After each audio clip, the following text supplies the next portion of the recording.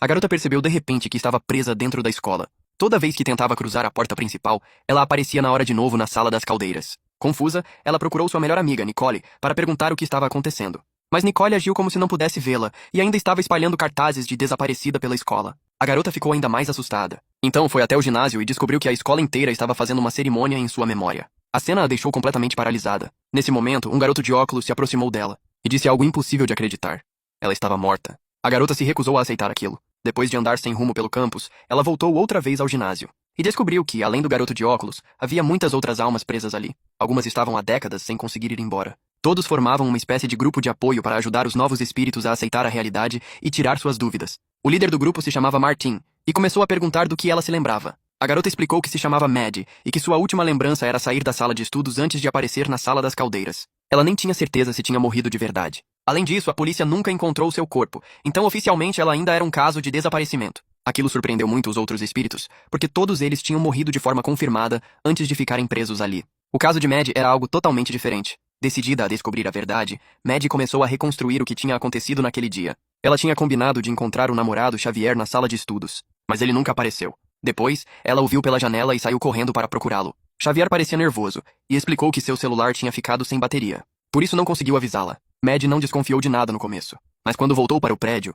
viu Xavier dentro do carro, aparentemente usando o celular. Bem naquele momento, ela recebeu uma mensagem dele. No entanto, antes de abrir, o celular desligou por falta de bateria. Para descobrir o que ele estava escondendo, Maddie decidiu vigiar o namorado. Ao passar perto dos vestiários, percebeu que quase todos os cartazes de busca tinham sido arrancados. Mais tarde, entrou na sala e viu seu amigo Simon discutindo furioso com a escola. Ele os acusava de não levarem a sério o desaparecimento dela. Mas o resto dos alunos reagia com total indiferença. Quase ninguém parecia interessado em procurá-la. Simon acabou descontando sua raiva em Xavier. Para ele, era incompreensível que o namorado não fizesse quase nada para encontrá-la. Diante das acusações, Xavier não respondeu uma palavra. Ele apenas pegou a mochila e foi embora, mas Simon o parou de repente. E todo o conteúdo caiu no chão. Entre as coisas apareceu o celular de Maddie. Pouco depois, Xavier foi levado à sala do diretor. Por mais que insistissem em interrogá-lo, ele continuou completamente calado. Maddie ainda se recusava a acreditar que o namorado pudesse machucá-la, até que o garoto de óculos fez uma pergunta que mudou tudo. Se Xavier era inocente, por que não entregou o celular à polícia? Aquela frase abriu completamente os olhos de Maddie. Simon e Nicole confrontaram Xavier e exigiram uma explicação. Queriam saber por que ele tinha escondido o celular de Maddie por 3 dias inteiros. A discussão saiu do controle e eles acabaram brigando. Depois de presenciar aquilo, Maddie voltou ao grupo de espíritos para perguntar se havia algum jeito de obrigar o assassino a confessar. Ela queria saber se podiam possuir pessoas ou provocar fenômenos paranormais, mas os outros explicaram que eles não tinham nenhuma habilidade assim. Mesmo assim, Maddie se recusou a desistir. Ela sentia que era diferente das outras almas. Depois de dizer isso, foi embora sozinha. Sem outra opção, Maddie voltou ao grupo e Martin tentou consolá-la. Ele disse que ela precisava aceitar o que aconteceu e que se apegar ao passado não adiantava nada. Nesse instante, o diretor reuniu todos os alunos para acender velas em memória de Maddie. O pai de Xavier, que também era xerife, o afastou do grupo e começou a interrogá-lo sobre o celular. Ao ouvir sua mãe falar dela entre lágrimas, Maddie não conseguiu conter a dor e saiu correndo do ginásio. Foi então que ela ouviu sem querer a conversa entre Xavier e o pai dele.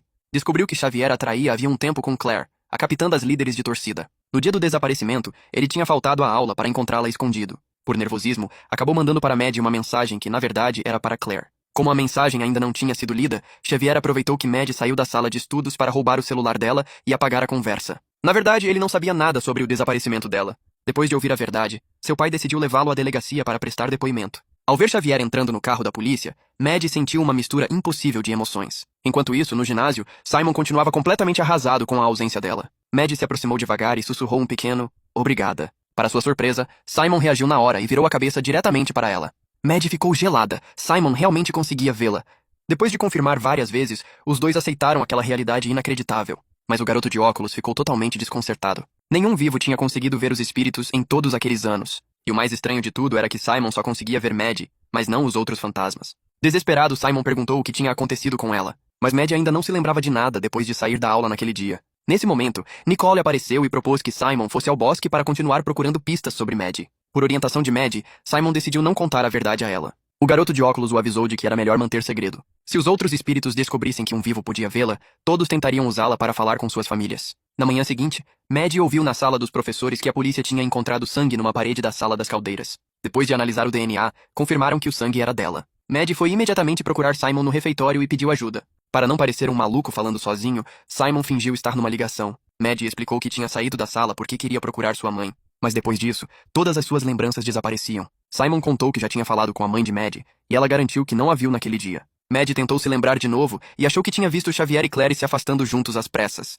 Além disso, lembrou que depois deveria ir à aula de biologia. Isso significava que o crime provavelmente aconteceu naquele intervalo de tempo. Simon então lembrou que Xavier também não foi àquela aula. Por isso, começou a suspeitar que talvez Xavier e Claire tivessem feito algo contra Mad, embora por enquanto fosse só uma teoria. Para descobrir a verdade, eles precisavam de provas reais. Por outro lado, Claire foi até a casa de Xavier para perguntar por que ele não atendia suas ligações. Xavier explicou que desde que o celular de Mad apareceu, todos o consideravam o principal suspeito. O que mais o assustava era encontrarem Mad de verdade, porque ele não aguentaria isso. Claire foi embora pouco depois. Então o pai de Xavier voltou para casa e disse que havia algo estranho no celular. O conteúdo estava praticamente vazio e dava a impressão de ter sido manipulado de propósito. O xerife começou a desconfiar até do próprio filho. Mas Xavier reagiu surpreso e garantiu que nem tinha conseguido desbloqueá-lo e que seria impossível ter apagado qualquer coisa. Seu pai mandou que ele ficasse em casa e não fizesse nada suspeito.